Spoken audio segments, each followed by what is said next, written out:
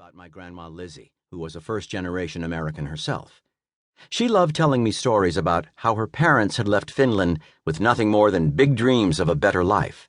In fact, the main thing on their minds was how they were going to spend the fortune that awaited them in the New World.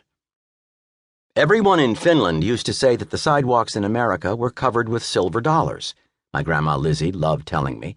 All you had to do was bend over and scoop up as many as you wanted. I wish my Grandma Lizzie were still alive today. I would give anything to hear her wonderful stories again. And just think of all the stories I could tell her. Stories about how there's another place where dreams come true, a faraway place across the sea in the old world, a magical place with castles and health care, cafes and free college, demonstrations and endless vacations, where the sidewalks are covered with silver euros, yours for the taking. All you have to do is bend over and scoop them up, assuming you can find them buried deep beneath a pile of dog shit. Of course, France wasn't even on my radar back when I was a kid growing up in small-town Connecticut, and it certainly wasn't a potential travel destination.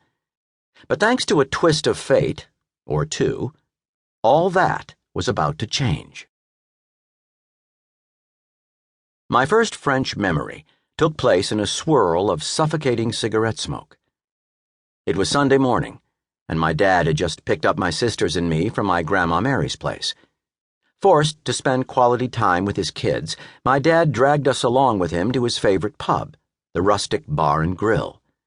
Divorced and digging his new lifestyle as a swinging bachelor, Fast Eddie, as the ladies called him, had just painted his rusty old station wagon a vibrant Van Gogh blue with a bright yellow racing stripe running down the side. As we drove through town in Fast Eddie's slick two-tone chickmobile, my older twin sisters, Colleen and Kathy, slouched in the back seat, hoping none of their friends would see them. Like most teenage girls at the time, they wore their long blonde hair parted in the middle a la Ally McGraw in Love Story, their faces locked into adolescent sneers. I sat in the front seat and could barely breathe as my dad chain-smoked his way through another pack of more cigarettes.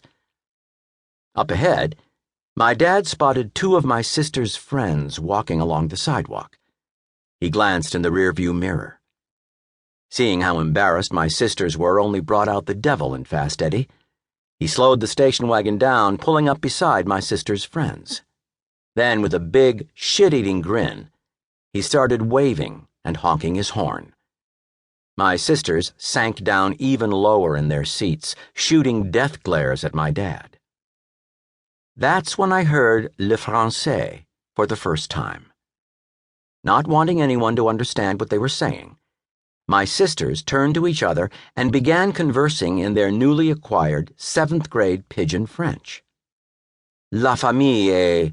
Colleen struggled for just the right French word. Then it hit her. Stupide. Kathy nodded enthusiastically. Ah, oui, très stupide. Oui, oui, beaucoup stupide. Oui, oui, très beaucoup stupide. Oui, oui, oui, stupide, stupide, stupide. As if watching a tennis match, my eyes followed my sisters back and forth. With each oui and stupide, I nodded in wholehearted agreement. Not to brag or anything, but at barely 7 years old, I could totally understand what they were saying. And I hadn't even taken a single French lesson yet. I guess you could say I had a gift for languages right from the start. Fast Eddie, on the other hand, had no clue. Whatever you dingbats are babbling on about, he said, enough already. The girls snickered. Oh la la, papa, pas content.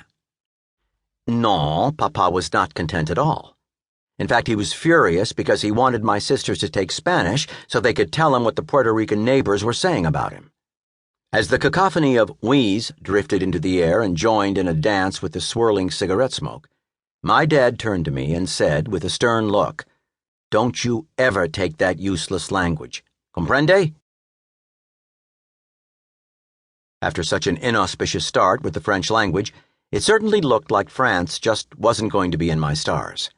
But then, for some reason, events in my life began pushing me toward France again and again, as if I always belonged there, as if there was something more at work.